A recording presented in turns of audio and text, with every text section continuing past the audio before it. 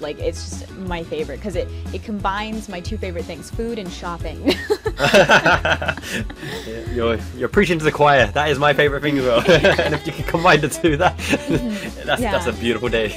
Yeah, when you get older and you're like, I liked it as a kid, but is it actually good or is it just nostalgia? Is the magic still there? Yeah. 20 at the time, and I was like, I have more refined taste. Okay, like I can know when nostalgia gets to me, but no, that show is genuinely absolutely amazing. Quality, it's well done. You start collecting one or two pieces of a big series, you kind of want them all. You want the set, you want the crew. Yeah. Which is lucky for me because I feel like a lot of the times I get into series that have almost no merchandise whatsoever. So I'm like, I'll get the one thing that's out there. I'm like, I'll get the one thing that exists. I'll never forget. So, Golden Boy. Do you know this kind little series called Golden Boy? Is it the 80s series? The older one? Always just like really hot women around him that he's always like really thirsty for. Yeah. You know exactly the one I mean. I do. I know exactly. We're corrupted then. Yeah. Yeah. So funny. Did you watch the dub? So I was just fascinated to listen. I became more of a listener and learner himself. You were like the host of the podcast. Thank you. I was just loving the journey that you took me on. Well, thank you so much. Yeah, I was like, I hope I'm not saying like way too much random stuff. Hey everyone, and welcome back to the Miyazaki Man Podcast. Special guest today, the ever lovely Evelyn, aka Tamakid. Fantastically talented multimedia artist. Not only does she paint, she also does figurines as well. She custom molds them, she can paint them, she can paint them herself. She can do a bit of everything. She's absolutely cool, so wild, so funky. Love chatting with her. Check out her stuff, make sure you subscribe to her channel. Without further ado, let's get on with the show.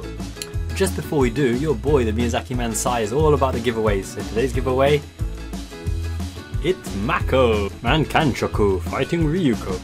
And Evelyn, you can enter too to win the bowl cut Mako. To win, give me the funniest caption of this fortuitous screen grab of Evelyn looking rather confused and adorable at my suspicious gesture. Best entry wins the War Scroll. Oh yeah! Hey everyone, welcome back to the Miyazaki Man Podcast. It's your boy Sai here. I'm delighted to be joined by Evelyn, aka Tamakid. How are you doing? I'm doing good. I'm doing well. Thanks for having me. Excellent. No, much appreciated for coming on. And with you, I don't even know where to begin. Your creativity knows no bounds at all. I mean, you paint, you can do the Photoshop, you can sculpt the figures, drawings, cosplay, figure collection. Where do we even begin? Like, where did this creativity come from? Where did it all start? I think probably when I was very young, when I was little, I was really into building toys, or at least like building my own stuff. I definitely didn't have the means to like a lot of the stuff I wanted, Sure. just because like where I lived. And honestly, it was funny because there was a Toys R Us was like Disneyland to me. Which meant I visited like once in my life. So I was like, you know what? I'll build my own stuff. I used to build like little houses. I used to build I used to make figures out of clay when I was really little. Sure. They didn't look very good, but it was a start. It was a jumping start. Let your creativity come out, right? Yeah. Any way you can kind of vent your kind of stylish imagination, and because Toys R Us is so far away, I love that. So based on your kind of circumstance, the creativity was forced upon you, to meet your kind of desires and needs, right? Yeah, especially because when I was around 8 years old, I had the unsupervised internet access thing.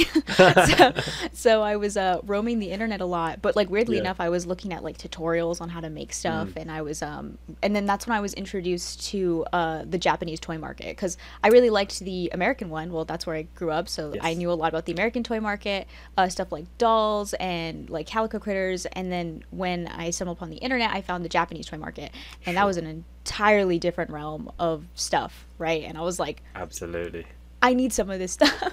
I was like, I need some of this stuff. So that's also how I got into anime, where I started with like looking at toys they had over there, and then I found a lot of them were based off of like shows, stuff like Sailor Moon, and like Sanrio, Jewel Pets, all that stuff. And I was like, you know what? And that's kind of like how it all started, where it was just like having the internet at a very young age, and then finding like a bunch of stuff that you could buy online. Absolutely, open the doors, a world you never knew of, but in front of a screen. Wow, these things exist. Got to get your hands on it and completely go for. Oh, that I can completely relate to that. And in terms of getting your hands on your kind of first Japanese pieces of merch, what arrived first at your doorstep? What did you get your hands on first? So it was actually Remet Miniature, which is a brand of collectible miniatures. They're made for like, it's meant for like dollhouse collecting, and I think it was like, at the time they were really cheap. Unfortunately, they're really, really expensive now, but they were made specifically to be collector's items. So like, you know how Beanie Babies were created to be collector's items? Remit Miniature is basically like the Japanese version of Beanie Babies, where it's like, except for they actually, you know, did generate value over time other than the Beanie Babies that kind of fell flat. But yeah, they were created to be collector's items, and they were aimed towards adults and not children, actually. Like they were not a child's toy, And so I was like, I need some of this. And I found a website online, and I begged my mom. I was like, please get me some of this. And I got my first 4 sets, and I was like, this is the start of something horrible is about to happen. Absolutely. Yeah, so your mom playing a part of that let you get your hands on them, and as soon as you did, you're like, okay, this is the journey, this is where it begins. More, and from there, I'm guessing it just literally blew up from there, and you looked on the internet, what is the next kind of available merch that you can get your hands on? Yeah, my mom is actually the perpetrator of all of this, I'm not gonna lie, because I have a lot of really old toys in here, and a majority of them are actually the toys I owned as a child, and my mom is the reason for that. She never let them go. Like, she refused to sell them. She kept them in the bin for years, and like 2 years ago, she's like, I have all your toys in like perfect condition, and I'm like, what? Oh yeah. That's so such a win. The sentimental value and attachment because it's part of your childhood as well. Oh man, your mom sounds so cool. Thank you, Mom. Absolutely. She was the one who like really encouraged me to do all this stuff. She's like, oh yeah, you like this? All right, let's get you into art classes. Let's get you into this. Like, she was really supportive of me during the entire process of everything. So definitely on her. She's a baker, so she's like, oh, you're creative? This is great. Indeed. Yeah, that makes sense. So she kind of cultivated your talent from kind of young age. She spotted the potential. She let you kind of pursue it. And in the art kind of classes, which area of art were you most talented in from the beginning? Was it the drawing? Was it the sculpting? So which kind of area? I would say I wasn't really talented to begin with anything. You know, I was just a kid, so all of it was kind of weird looking. But I started in like drawing classes was where I started. But I was so much more interested in sculpting as a child. Like, I used to go out, buy a bunch of clay, and then I would make a bunch of stuff. I actually have like child YouTube videos that I had made where I was like, you know, showing off my little sculptures. I was really into like making tiny food. I was into like making jewelry, and like sculpting is where like my love of art started. And then as I started watching anime specifically, I was like, oh, I should start drawing. I should start drawing stuff. Yeah. And so I was like, I went straight, it was like anime and cartoons. Like, I was really into the Powerpuff Girls, and I was really into Cartoon Network. So I started drawing my favorite characters, and that's kind of like, and they kind of like went separately. Like, I didn't get into these two things like together. Like, it was like a weird separate thing. Yeah. And then in like late middle school, my dad, who worked in IT, was like, here's a drawing tablet. Oh yeah. Wow, your parents are awesome. They're just giving you all the tools you need to succeed. No, they were really supportive during like all of it. So he was like, here's a drawing tablet, go crazy. And so from 14 years old, I had Photoshop.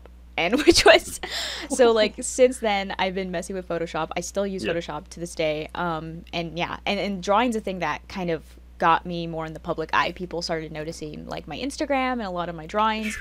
And now I'm back into sculpting again, because for me it feels like a long time coming. Like, I definitely wanted to get back to sculpting at some point.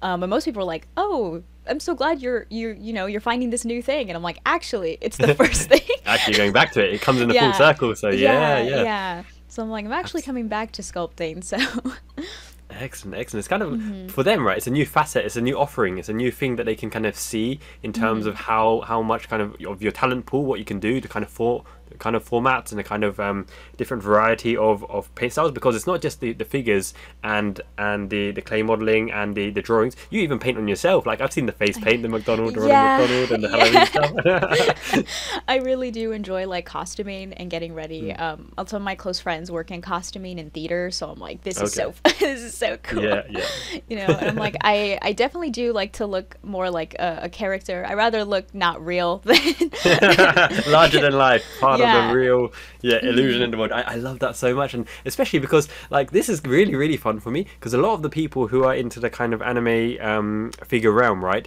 so they're really into the kind of big series, the shonen series, and the big discussions around popular figures. But when I look at your collection, you've got so many like really fascinating things for me, like the obsession with those little miniature toys and the food toys and accessories. I love food. I'm such a foodie, right?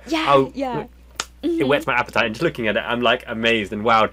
Tell me about the kind of food collection that you have. Yeah, so along the way, I think in like high schoolish, what my best friends got into cooking, and I was like, whoa, this is actually like really fun, because Remit Miniature is a huge part of the food collection, but just in general, food merchandising had like really appealed to me, and it was that industry of merchandising in the food industry as well as Remit Miniature that made me realize that like marketing was like a huge, and like business was a huge part of the toy industry and just like industries in general. And when I learned that, I was like, actually, I'm like really into this, you know.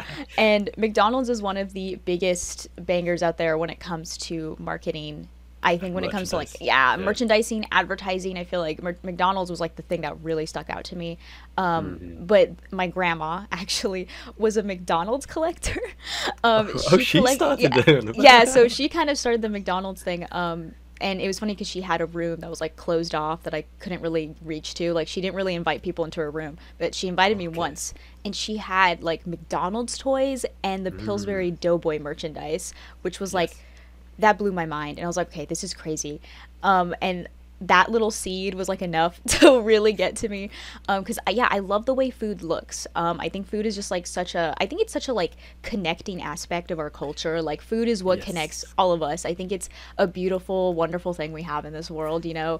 Agreed. I completely agree with that line of thought, because for me, right, a lot of people are very much on the lines of, okay, just grab the sandwich or grab a crisp, or, you know, do work while eating. But food is a pleasure of life. You've got to eat probably at least 2-3 times a day, right? You might as well enjoy it, really appreciate it, you know, use your creativity, make something nice, make something enjoyable, try new stuff. It's such an unexplored kind of pleasure route that people don't really realize. It's really nice. No, it's like also I just feel like it connects so many people, you know, like if you eat someone's food from their culture, like the thing that really connects me to my culture is food. You know, I'm Mexican, so like the food we have like really connects me to my culture. I think of my grandparents, I think of my family, and so like I feel like that's just how a lot of people can connect with one another, because I love inviting my friends over for like when we have you know, when we have barbecues, and I'm like, come, you know, have some food with us. It's gonna be great. It's a food probably you've never tried. Like it's just so fun, you know. So I just feel like food is definitely one of those things that I just love visually, but I also just love its purpose in like culture and popular culture and in history. I just think it's fantastic. So I'm like, I look at it and I'm like, I need more food memorabilia. You know? Especially when it comes to like fast food, which is like such an interesting facet of like food in general. So I really enjoy like McDonald's, Baskin Robbins. I really enjoy like their marketing, and I like to keep up with their marketing too. I'm like, what are they doing different? Oh my goodness. That means like, this is a 2-part question. You've been to Japan before, right? I actually haven't. Oh no. No. In that case, like next year, plan a trip down, and not just Tokyo, right? Come down to Miyazaki, where I'm based. Okay, so they have. Do you know Gachapon? This kind of capsule. Yes, capsule the things. little capsule games. Yeah. Yes. So especially in and around where I am, there's so many kind of malls and big kind of shopping areas where they've got capsule Gachapon heaven, which is literally like aisles and aisles and stacks. You're talking about maybe 100 Gachapon machines back to back, and of the sections there is a dedicated food section as well. So the little merchandise you can get for your 100 yen, 200 yen, 300 yen, you would like literally every single coin that you have would be in all these machines getting those capsules. That is so cool. Yeah, no, I love like little food items. I'm like, let's get all of them. Like that's my weakness. Convenience stores as well. I have that little convenience store shelf in my room because it's I'm not even kidding, like one of my favorite things I own. Like it's just my favorite because it combines my 2 favorite things, food and shopping. You're preaching to the choir. That is my favorite thing as well. And if you can combine the 2, that's a beautiful day. Yeah, and I just love like setting it up. Like that was like my absolute favorite thing. It's just like putting it all together. Because I like the like I really like the realism of it. Like I really like how weirdly realistic it is, because I just feel like that's such a fun aspect to get like all those little tiny details right. Yeah, so I really like the realisticness of like just food merchandise too. You know.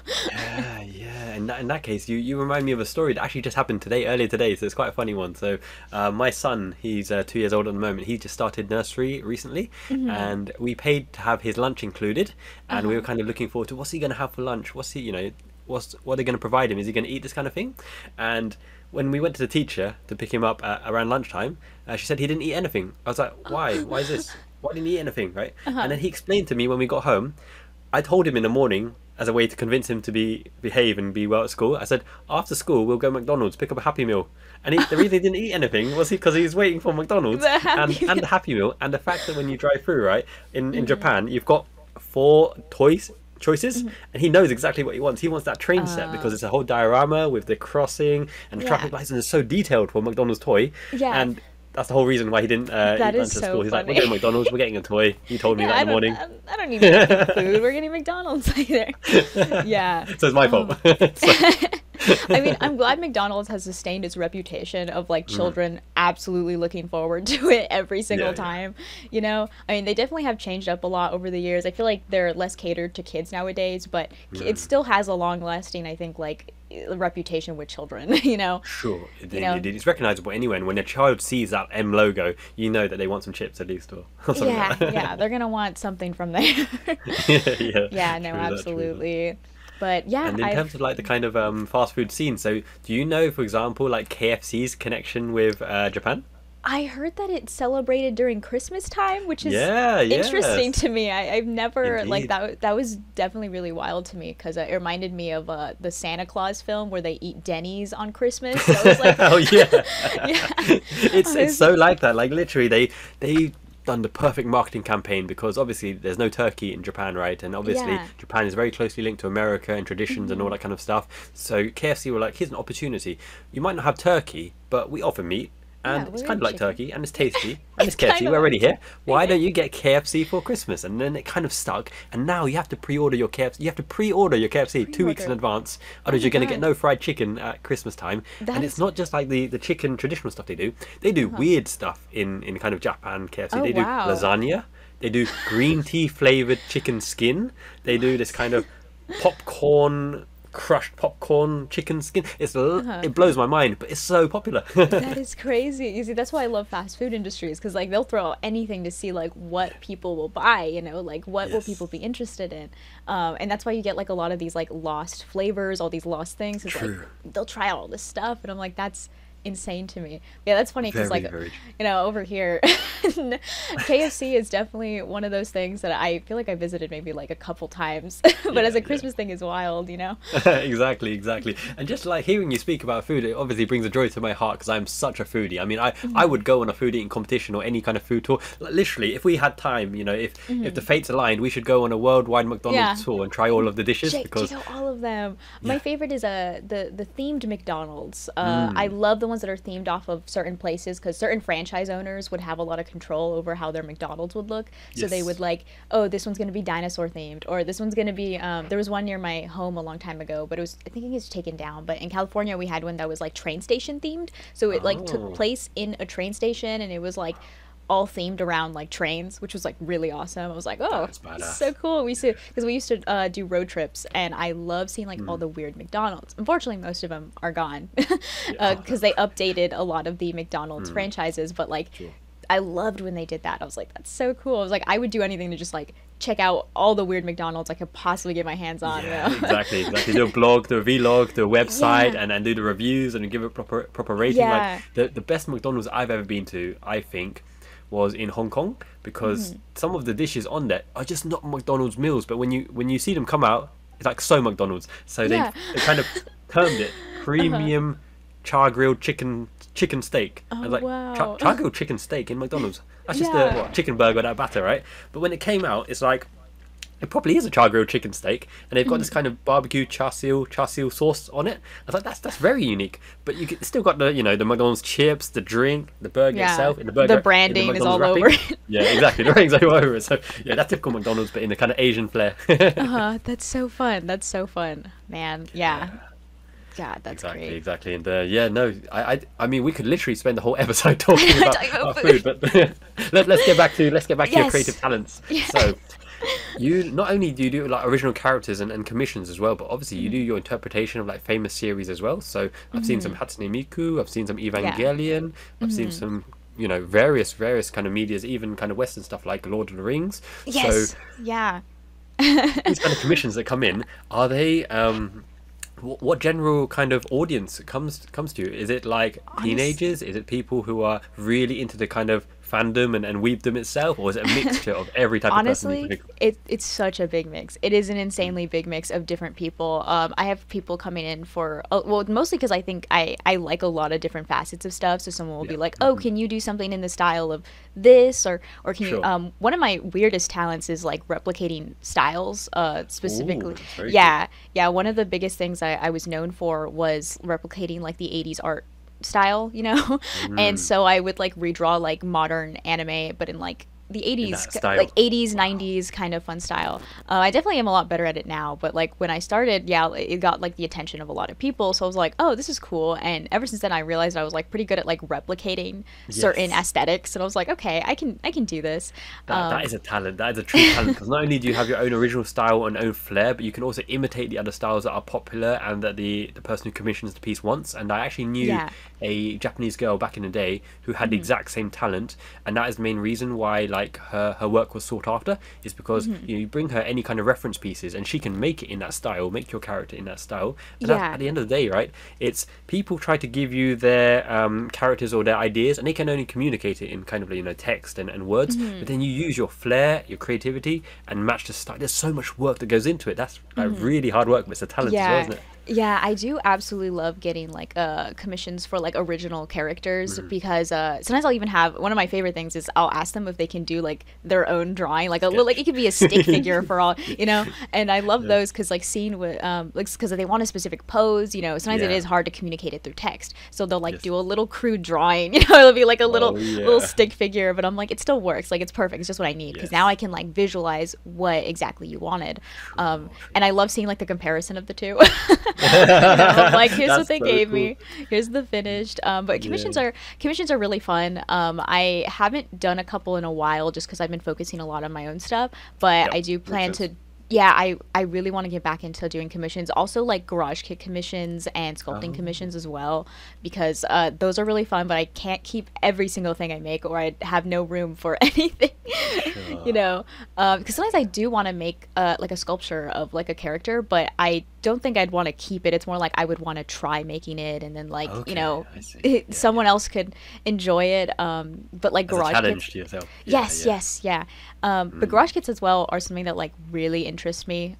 It definitely like got me way more into figure collecting than like, because at first it was like I really enjoyed anime, but I wasn't super into figure collecting. Like I was like, okay, I was more focused on toys for a very long time, but like a couple years ago I was looking into like, how are even figures made? Like I'm like, how does this even happen? The whole background. And I definitely wanted to see like how the manufacturing went into that, and just like, and I found out that there was like people like sculptors, like there were specific people who would make a sculpture, then they would manufacture it. Those sculptors would work at these companies, and I was like, this is so cool.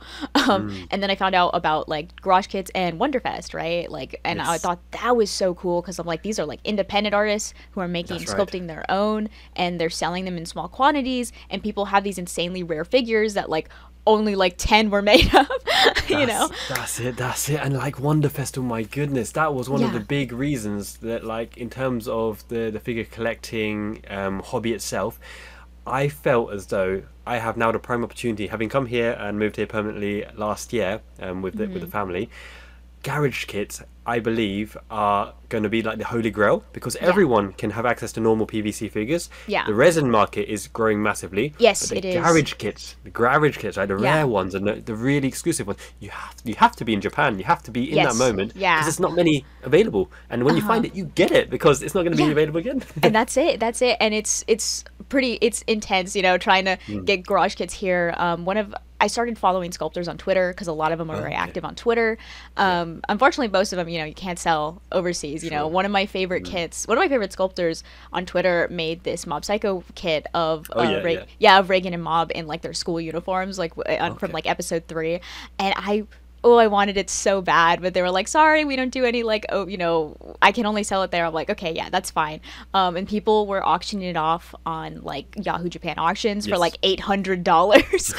I was like, no. Aftermarket. Yeah, the aftermarket, man, it's tough. The aftermarket kills me. I'm like, oh man. But you know what? I only wish the best of luck for these sculptors because they're like insanely talented, and it's like absolutely amazing to see like the stuff they put out there. Like I love looking at like Wonderfest catalogs. I love following them on Twitter and like even seeing the process of it because they'll post like process of making it, and I'm like, this is the coolest thing ever. I'm like, yeah. As an artist at heart, and also as a collectible item itself, they're really sought after and in demand. But I tell you what, Evelyn, I got your back. Next time I go to Wonder Festival, you let me know what you want to get. Absolutely, and I'll grab some. Yeah. I'm just like, one day, man. Like they're definitely like I try to keep up with Wonderfest. I'm in a Garage Kit server, and everyone's always talking about Wonderfest in there, and I'm like. Like dang, but I do absolutely love the like the rarity of them as well. Like when it comes to something, I'm not like super obsessed with like how rare something is, but I do like the concept of like how rare Garage Kits are, but just because they're handmade, like there's someone who made that, and there's just such a like I just love supporting like artists, right? So like it's like an artist's labor to create a Garage Kit, and I'm like, I just find that like an extra layer of just like appreciation when it comes to absolutely, because there's that kind of proper feel that goes into it, right? The whole concept of Garage Kit, people hand make it at home. They've put their actual craftsmanship into that, which means that every single one by and large isn't the exact same, and that is actually a good thing because you've got a really unique piece that no one else has got. Not only is it rare to begin with, but even amongst the Garage Kits of the same model, there's going to be little slight, I wouldn't say imperfections, but unique qualities of them, and the actual person who's made that, I feel that connection of it is so important, and that's why I feel like a home cooked meal, as going back to food again, it's got that quality, right? Because someone's put their love and their attention into it to make the flavors and make the texture and all that. We just click, we connect, we got the same kind of vibe in terms of what we like. I'm like definitely like I feel like just collecting in general is just like such a love of just like humans. Like it's such a like human thing to do, I think, for like someone just to collect the things that remind them of like happiness and joy and just like passion. And I'm just like, that's why I love meeting other collectors. Like it's one of my favorite things is when I meet another collector, especially if they collect something I've never even heard of. Like there was someone on YouTube who told me they collected like mechanical like wind up toys, which I thought was like so cool. I was like, okay, that's pretty badass. I'm like, there's so many facets of like things that people collect that I might not even know of, but like I love that someone out there collects it. Absolutely. You're absolutely preaching to choir here, because there's so many different random stuff that I like to get my hands on that like is slightly out of the public eye. Because for example, let me find one of these things. Like, wouldn't this kind of concept be so cool? Imagine from Mob Psycho or any of the kind of popular series, it's not just figurines, but figurines that have a kind of multimedia aspect to it. So this thing has the original voice actress. Oh wow. So people are like fans of the character, right? They can really like get their kind of groove on by listening to their character talking whatever from the movie. That's so cool. Yeah, no, that is so awesome. Yeah. And have you like seen any of those 3D paper theaters? Have you got any of those? I don't have any, but I have seen them before. I've seen like people build them like on Instagram, and I'm like, this is so cool. Yeah. I think I got my hands on. Let me have a look what I should grab.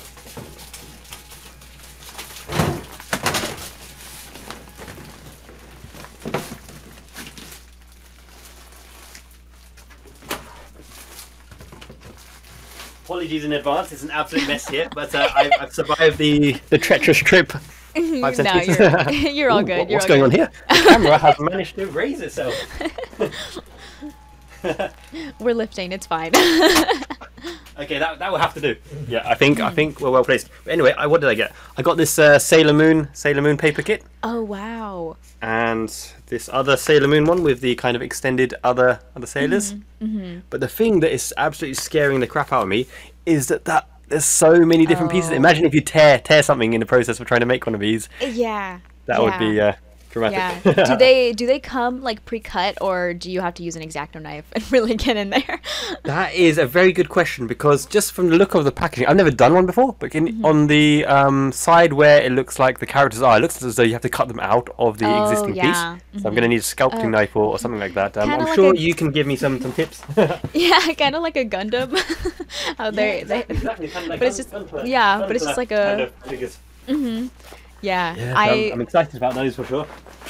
I love my X-Acto knife. I'm very fond of it. Like X-Acto knives are like the #1 tool for me. Like it's the one thing I use all the time. Because like I took like one art class and we had to do collages, and they were like, she taught me how to like properly use an X-Acto knife when it came to like cutting stuff.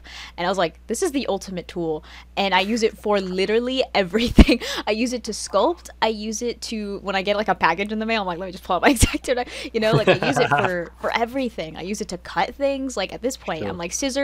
Who needs them when you have an X-Acto knife? Exactly. You know? Multi-purpose, does everything, fit for purpose. Yeah, it really does. Everything that you do has a person that is involved in that process. So we talked about your mum, your dad, your grandma, your teacher. Yeah, no, I'm very connected to the people around me. I feel like I would not be the person I am right now if it wasn't for like the people, the friends, all the people I've met like in my life. Like they were so like nurturing towards me that it just like helped me kind of become who I am. So I'm like definitely like a lot of the credit goes to them. You know, like my dad went on a YouTube channel and sent it to like his coworkers.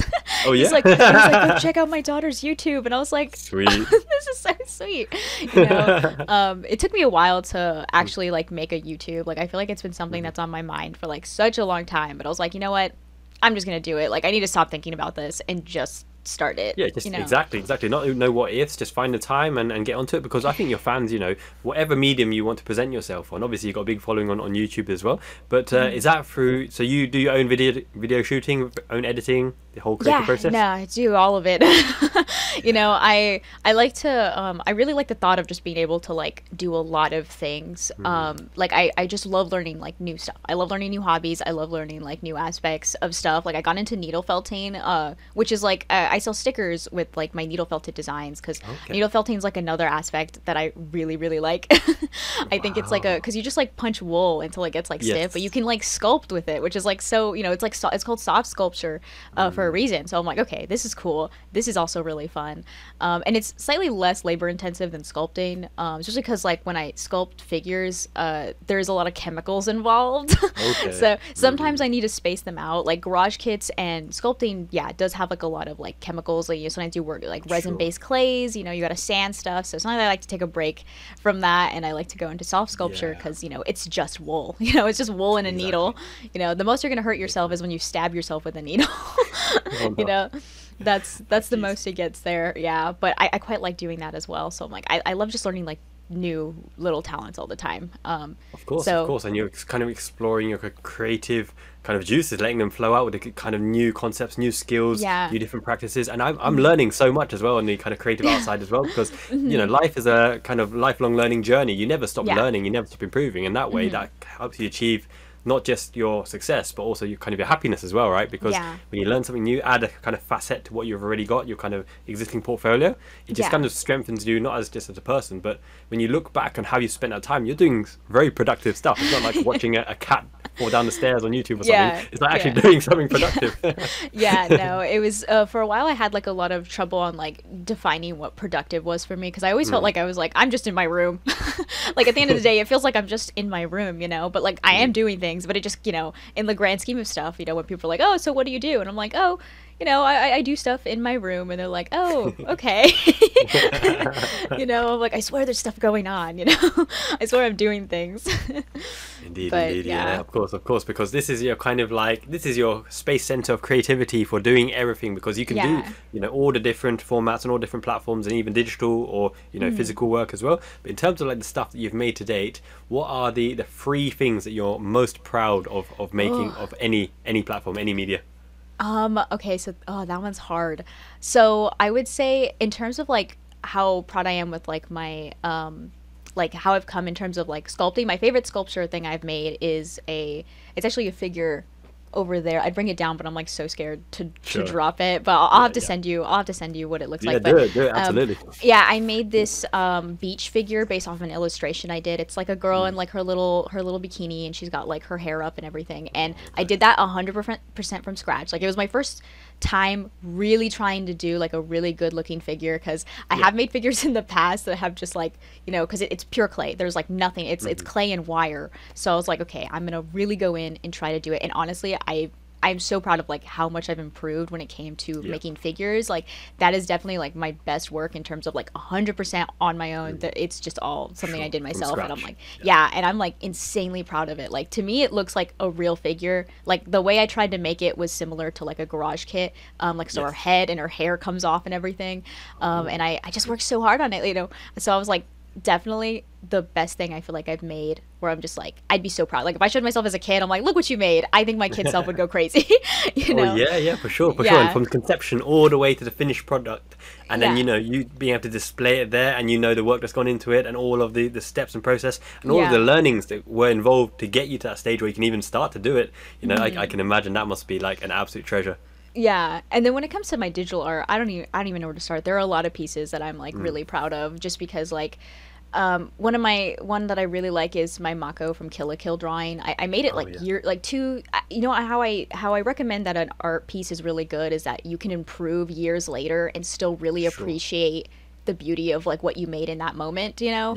And that's definitely like a piece that like no matter how much I get better, I don't really have the urge to like redraw it or make it better, because to me it's like it did what it had to do, and I really enjoy it for that. You know, I'm like, I really enjoy it for how it looks, and I feel like that's how I feel about a lot of pieces of mine, where like I'll make something and it's like I've definitely improved and I've definitely gotten better, but like somehow I still really appreciate it for how it looks when I made it.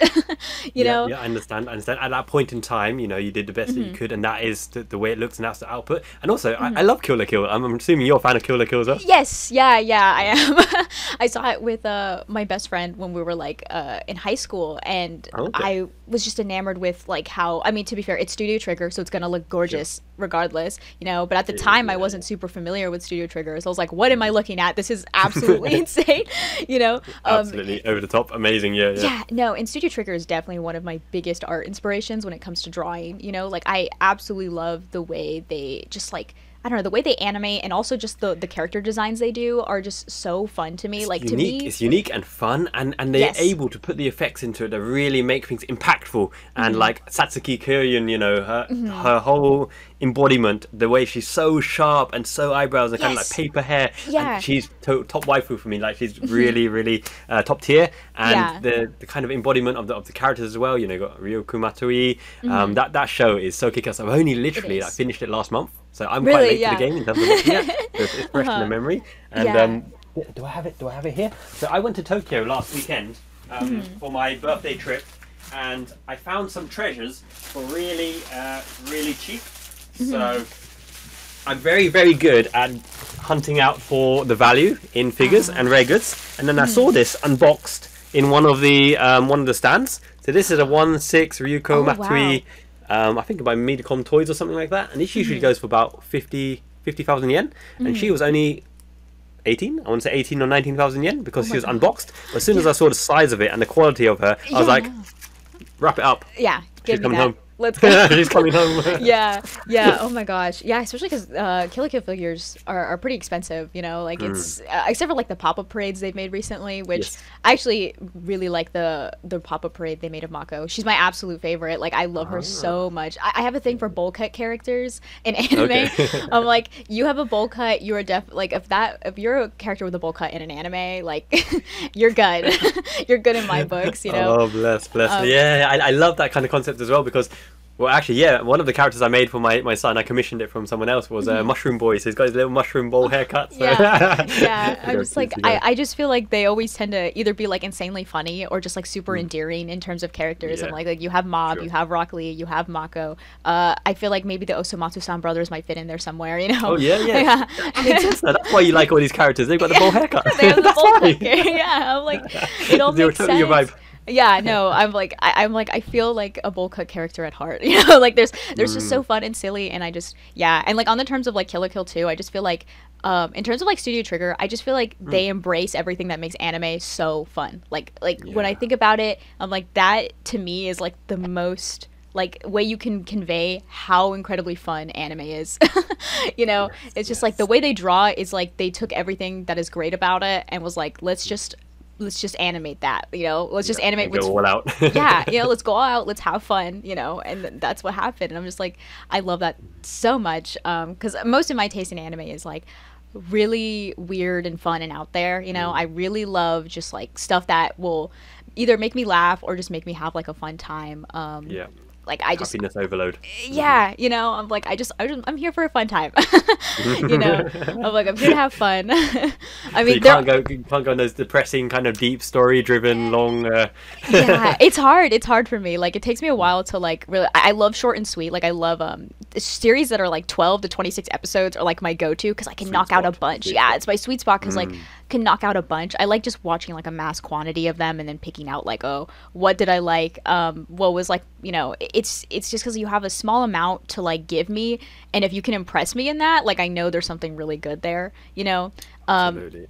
Especially because I just have like trouble watching TV shows in general, especially here. Like, you know, my cousins will be like, oh, you should watch this new show on HBO. And I'm like, how long is it? They're like, oh, it's 6 seasons. And I'm like, I can't do it. Can't commit to it. No, it's just yeah.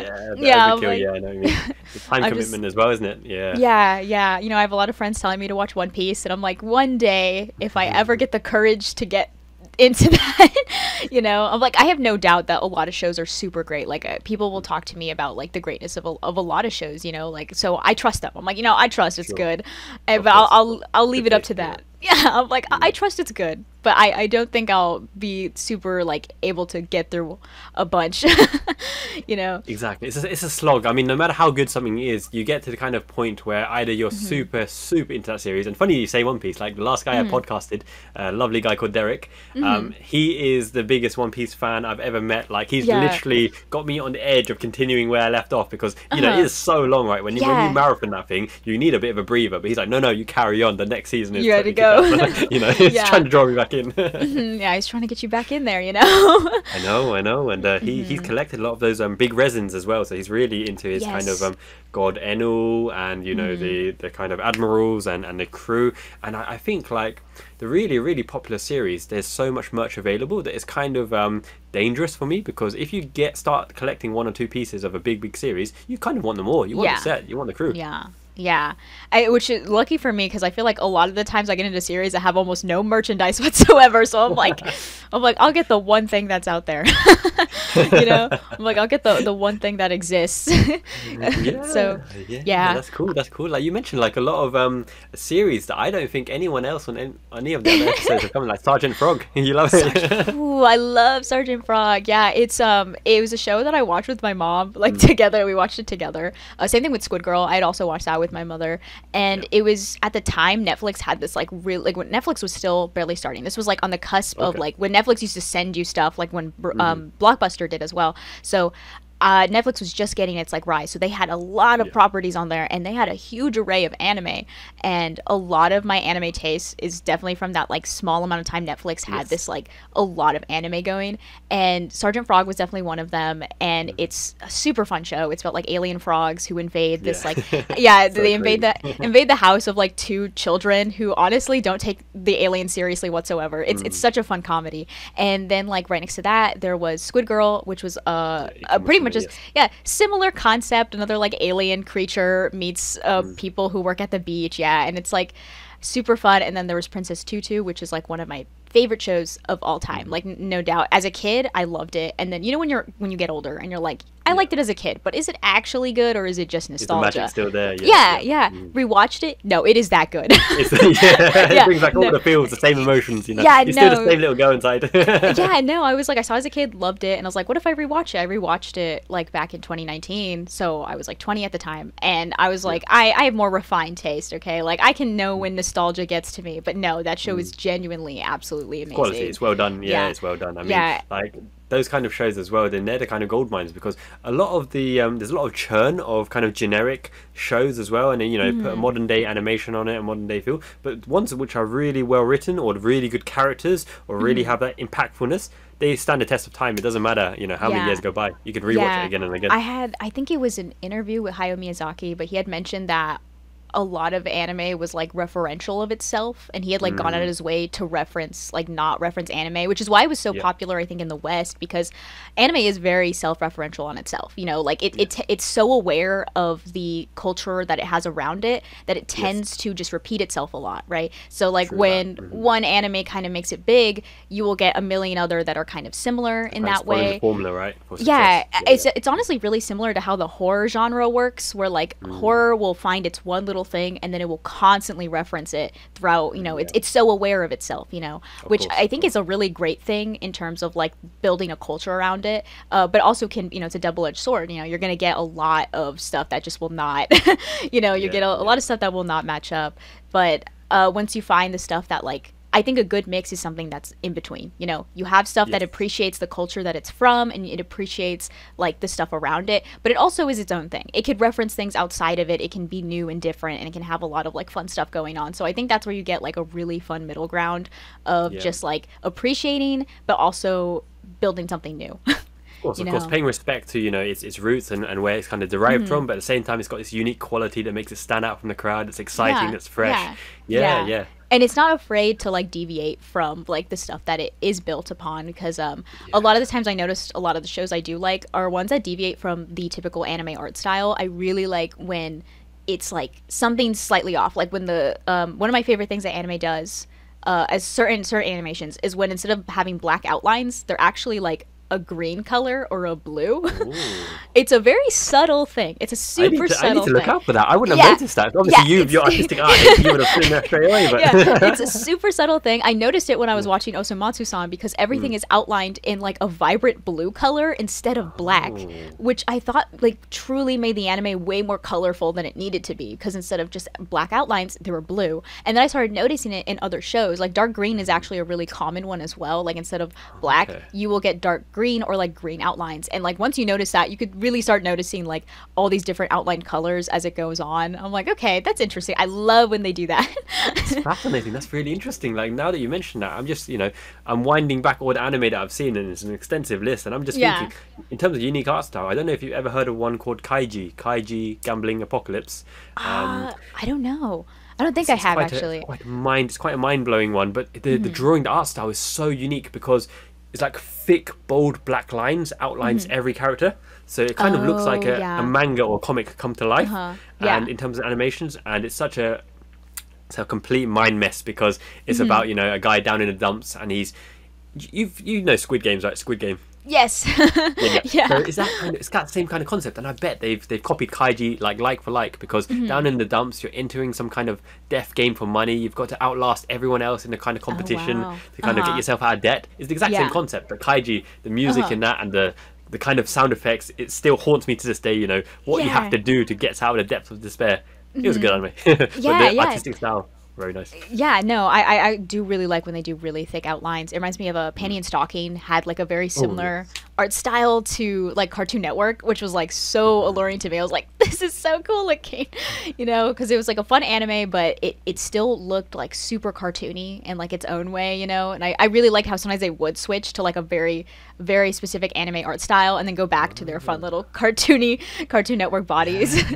I'm very, very keen, by the way. Tell me about Panty and Stocking, because I don't know why. This was just in my phase of buying everything that looks semi-good. I have 4 Panty and Stocking figures, like 2 of each of the girls, the blue head and I've never seen anime, so sell me on it. Oh really? I think it's reminds me a lot of American like adult comedies. Like it's super it's super Adult Swim, it's super Cartoon Network. It's like if you like that kind of stuff, you're probably really gonna like Panty and Stocking. It's just like a really fun show. Like artistically, I love how it looks artistically. I think like artistically it's such a joy to watch. And even like when it comes to like the dub, because I know a lot of people don't like dubs, I know they don't, but I do have to pay respect to a lot of voice actors. I feel like dubbing is a really hard job to do. Localization is a really hard job to do, and I feel like the way they translated it into English is amazing. Like the way they handled it was it's hilarious. Like I love the way they handled the comedy, especially when they transferred it over here to America, because the dub is absolutely fantastic. Like I love the dub. I've seen in both Japanese and the dub, and they're so fun in their own kind of unique ways, and like what the dub added to make it like funnier, you know, their tone delivery, I think they did such a good job with it. And yeah, it's like a fun comedy. Like you want to have a good laugh and you want to see something that's very visually appealing. Panty and Stockings, yeah, it's a great show to watch if you want something like really silly, really funny, and just like very fun to look at, you know. I'll put it on my backlog then. Which is the Evelyn recommendation, the dub or the sub? I watched the dub first, so I would say dub, just because I really enjoy the voice actors. Like I really enjoy the voice work. Because yeah, I know there's always like, you know, people fighting about dub versus sub, but I feel like I feel like it really just depends on how like you consume media, really. Because I feel like there's a lot of respect to put for dub actors. You know, I see a lot of I see, you know, it's so sad to see a lot of hate. Like obviously, back then there wasn't a lot of great dubbing, but I feel like the dubbing industry has come a really long way. You know, they're not using this you know, they're not using the same 5 people by Funimation all the time anymore. I mean, kudos to those guys. Yeah, the same one. Yeah. Oh no, I can recognize Todd Haberkorn in literally every single thing I've ever seen. Every time he pops up, I'm like, oh, there's Todd. you know? His voice again is, you know, you can stand him out from a crowd, but you know, I appreciate the work he puts in. He puts in the hard mileage as well, so. Yeah, no, absolutely love the guy, but I can recognize him literally everywhere. So like, you know, but I just definitely feel like dub voice actors definitely need some credit for like how much they have been working really hard in the dubbing industry. And I feel like, you know, there's a lot of hard work there. So I really admire some dubs where I'm like, you know what, they did a really great job for a lot of this stuff. And it really adds its own kind of flavor as well. Like sometimes deviating away from the kind of original delivery from the sub. There was one I'll never forget. So Golden Boy. Do you know this kind of little series called Golden Boy? Is that the 80s series? It might be. Yeah, it's like this kind of perverted little male guy. Yeah, and there's like always like lives or something. Yeah, there's always just like really hot women around him that he's always like really thirsty for. Yeah. You know exactly the one I mean. I do. I know exactly. We're corrupted then. Yeah. So funny. Did you watch the dub? Of that one? Yeah, I have. The voice actor is absolutely hilarious the way they handled that. he made that series for me. Just the goofiness of his kind of perverted. It was so absolutely hilarious on how they handle it. That's what I'm saying. Some dubs are just so fun to watch in English because like someone's interpretation of a character can be so fun and out there. I know like a really famous one was Ghost Stories because most people thought it was an abridged series because the way they dubbed it. Oh god, the way they dubbed it, man. You know, they went crazy with that, you know. So I'm like, dubbing is definitely a thing that I think is not as appreciated as it should be. Sure. Agreed. And this, you know, the funnest part about doing this kind of whole podcast thing is not just like connecting, the ability for me to find you and connect to you and like, you know, talk about our passions, but it's the kind of reminiscing about all those memories that you kind of forgot and you don't have anyone to talk to. In the kind of duration of the conversation, they just naturally pop up and naturally come out and then you're, oh yeah, I remember that. Right. That's the funnest part for me. It's really you're so right about like having to talk to people about it because actually none of my close friends are into anime whatsoever.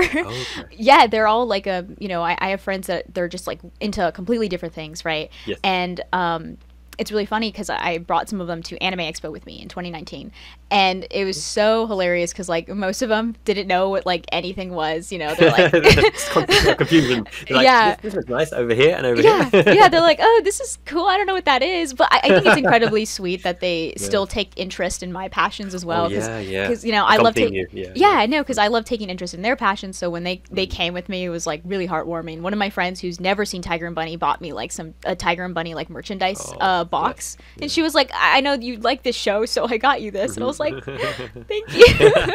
But you know, of all people though, I'm not surprised though, because you've got that energy, you're the kind of mood maker, you've got the, you know, setting the scene for everyone, so it doesn't matter where you go, I'm sure they'll follow. It'll be a good time. I love having just like friends just like with different interests of all types, you know. Like I think it's super fun to just like meet all different types of people. I have a friend who collects like SpongeBob merchandise, and I'm like, that is so, she's a lot like Patchy the pirate, you know.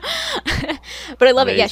She has like a bunch of SpongeBob merchandise. She's like a doll collector too, and she's got like a lot of toys too, like me. Like we're very similar, and so it's like so fun to see like other stuff that people are into. I'm like, I don't know, it's a fun thing. Absolutely. And this is totally hype, because I don't know whether this was kind of destiny that suddenly you just appeared on the podcast on this day, because the last two podcast people, we talked about One Piece. The last girl I did a interview with, Joanna Vark, so she's got a YouTube channel and she's really into the kind of anime merch scene. She was raving on about the SpongeBob Nendoroids so much that she bought three. Really? She bought three of them. Three of them.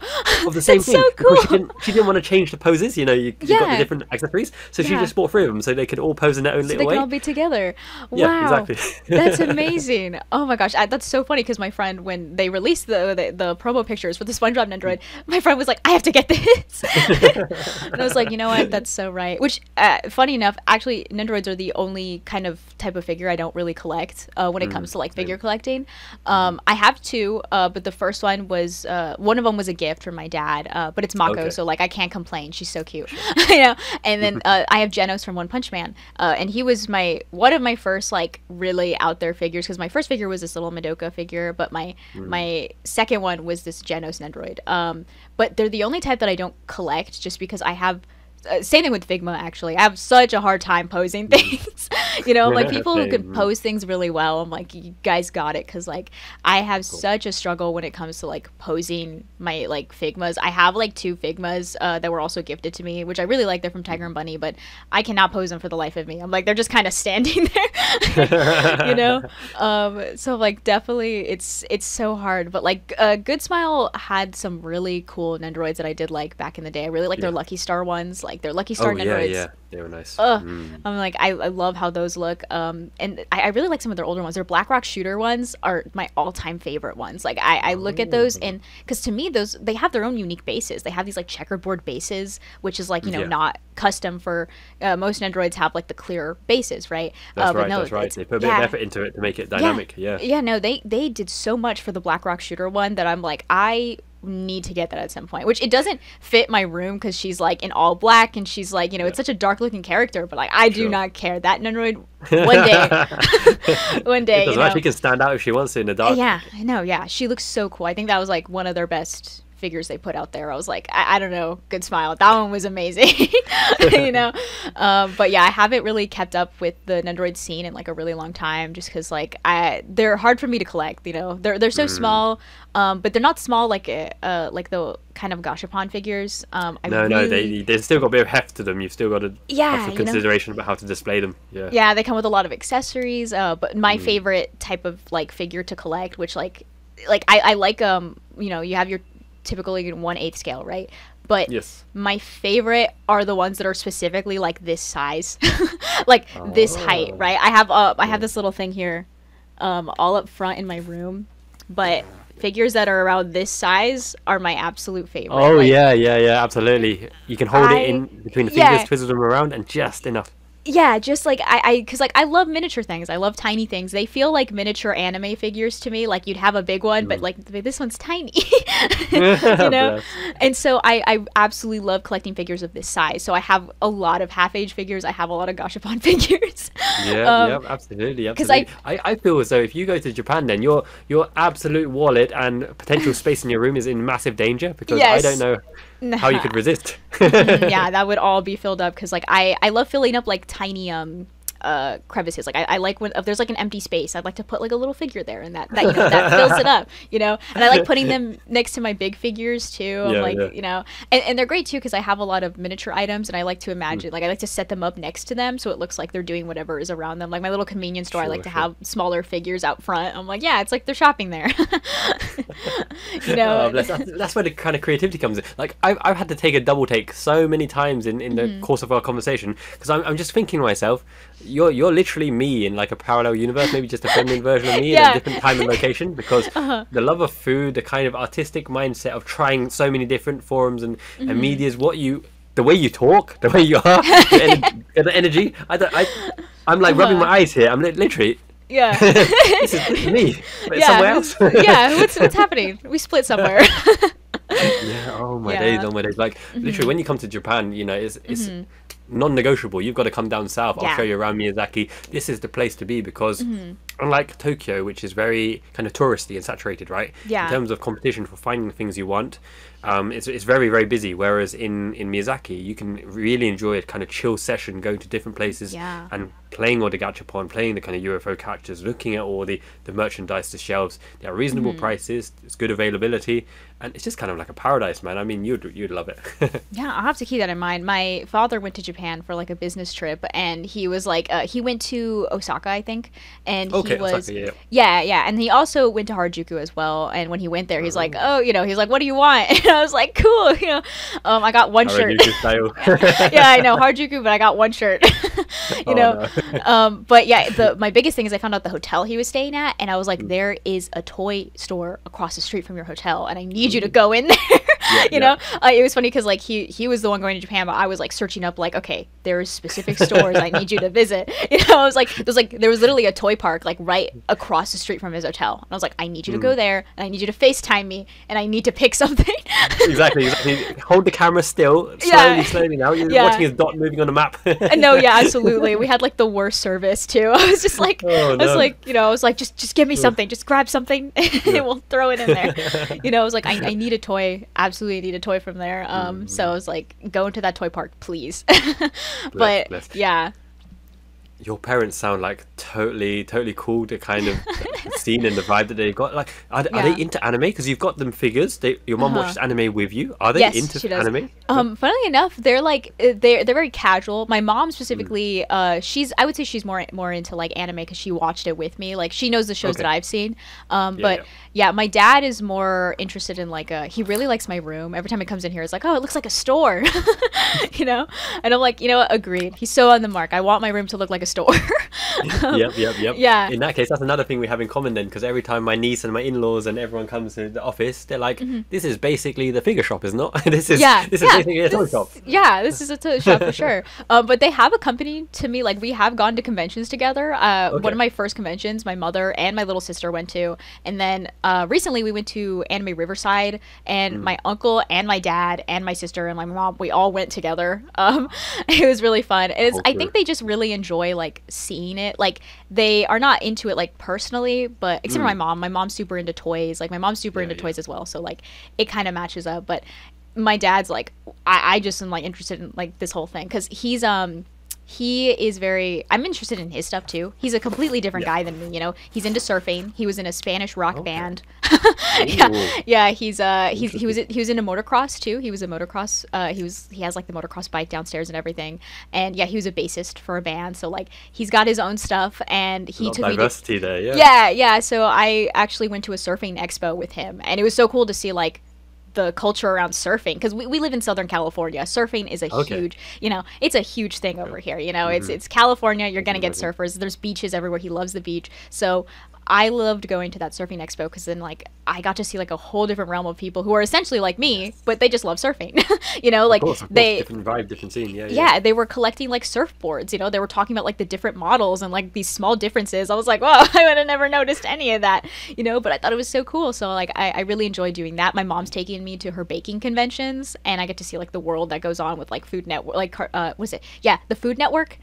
Like there was Food Network people there, and I was like, oh, this is cool. And so if anything, we just take an interest in like all each other's hobbies. Absolutely, and stuff. Passions and hobbies, and you can kind of just enjoy the experience, right? So even though you don't know it like personally yourself, but you can see the appreciation and happiness, and I guess that's shared as well, right? So when they come with you to the conventions, they can see how much enjoyment and excitement and going to different places. And actually, now that you've combined those three together, then Miyazaki's absolutely perfect, because Miyazaki's got the best food in Japan. It's the surfing spot of Japan. It's a honeymoon spot. Really? So the beaches is amazing. Professional surfers come here. Professional golfers come here. And obviously the anime scene and the weeb scene and the gachapon scene. It's all there. It's all there. Everyone would love it. My mom's a baker. My dad's a surfer. I'm a toy collector. It's perfect. You might as well move down here. It's got everything you need. God, that's amazing. Yeah. Well, yeah, I definitely gonna have to check it out sometime. Yeah, because I definitely want to get into traveling more. I have friends from like all over the world, and I'm like, I have to go visit you guys. I have to go see this. Yeah. Oh, excellent. No, Evelyn, thank you so much for coming to my show. I mean, I had a hell of a good time. This is like a podcast unlike any others, because the avenues and the kind of different routes that we went down is like, wow, I didn't even realize I had so many different caveats of myself to go down these kind of routes. Yeah. It was really, really fun. I think what I really enjoyed about this one as well is because you find that a lot of people are waiting to be led in terms of kind of question and topic and category, but you already have in your mind the kind of all those different story points of those different topics. So I was just fascinated to listen. I became more of a listener and learner himself. You were like the host of the podcast. So I was just loving the journey that you took me on. Well, thank you so much. Yeah, I was like, I hope I'm not saying like way too much random stuff. No, it's perfect. It's perfect. It's just what I need after a hard day's work. It's a Friday, so it's all good.